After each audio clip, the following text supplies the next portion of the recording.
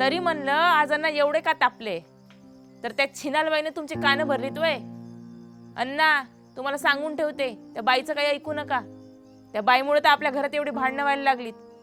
आणि राहिला प्रश्न त्या हऱ्याचा, तर मला या भाजीवाल्यासोबत लग्नच करायचं नाही. आणि लग्न करायचंच असेल ना तर नाही लग्नाच्या दिवशी फाशी लावून घेतली ना तर माझं नाव सरू नाही. आता तू मरायला निघाली का? हा, जरा लाज बीज धर.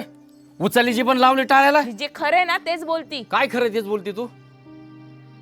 म्हणजे तू त्याच्यासोबत लग्न करणार नाही?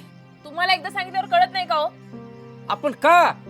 मला त्या माकडासारखं दिसणार पोरासोबत लग्नच करायचं नाही. ते माकडासारखं दिसतंय.